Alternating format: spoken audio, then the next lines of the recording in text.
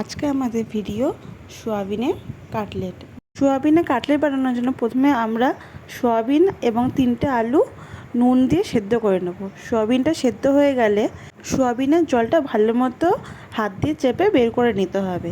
Extra জলটা বার করে নেওয়ার পর এটাকে আমরা মিক্সিতে ভালো মতো গ্রাইন্ড করে নেব। গ্রাইন্ডটা এমন একটু ঝরঝরে হবে। তারপরে এর মধ্যে সেদ্ধ করে রাখা আলুতে ভালো করে মেখে নেব। তারপরে আমি এখানে 2 চামচ মতো কর্নফ্লাওয়ার ব্যবহার করেছি। কর্নফ্লাওয়ার দিয়ে এটিকে ভালো মতো মেখে নিতে হবে। এটাকে একটি কড়াই রিফাইন তেল গরম করে তার মধ্যে একে একে রসুন কুচি, আদা কুচি, পেঁয়াজ কুচি এবং কাঁচা লঙ্কা কুচি দিয়ে হালকা করে ভেজে নিতে হবে।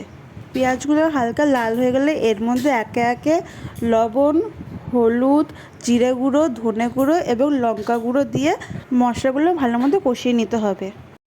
মশলাটা কষানো হয়ে গেলে এর মধ্যে আলু সোয়াবিনের মিশ্রণটা দিয়ে 2 মিনিট মতো হালকা ভাজা ভাজা করে নিতে হবে। এটি হালকা ভাজা ভাজা হয়ে গেলে এর মধ্যে ধনেপাতা কুচি ও গরম মশলা দিয়ে কিছুক্ষণ ভালো মতো নাড়াচাড়া করে একটি প্লেটে ঠান্ডা হওয়ার জন্য নামিয়ে নিতে হবে।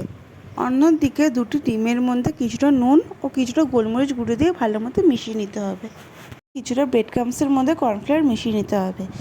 তৈরি করে রাখা পুরটা ঠান্ডা হয়ে গেলে কিছুটা হাতের মধ্যে নিয়ে এটিকে একটি কাটলেটের শেপ দিয়ে দিলাম। আপনারা চাইলে অন্য ধরনের শেপও দিতে পারেন। এবার কাটলেটটাকে প্রথমে ডিমের মধ্যে এবং পরে ব্রেড ক্রাম্বসের মধ্যে কোটিং করে নিতে হবে। এই জিনিসটাকে আমরা আবার রিপিট করব। ডবল কোটিংয়ের ফলে কাটলেটটা ক্রিস্পি হবে এবং খেতেও সুস্বাদু হয়। এমনভাবে আমরা সবগুলো কাটলেট কোটিং করে নেব। কাটলেটগুলো আমি 1 ঘন্টার জন্য ফ্রিজে রেখে দিয়েছিলাম। আপনারা চাইলে এটি সাথে সাথেও ভাজতে পারেন। আপনারা চাইলে এখানে ডিপ ফ্রাই করতে পারেন। আমি প্যান ফ্রাই করার জন্য রিফাইন তেলে একে একে সবগুলি কাটলেট উল্টে পাল্টে ভেজে নেব। কাটলেটটি আমি স্যালাড এবং ঘরে বানানো চাটনির সাথে সার্ভ করছি। চাটনির রেসিপি চাইলে আপনারা কমেন্টে জানিয়ে দেবেন।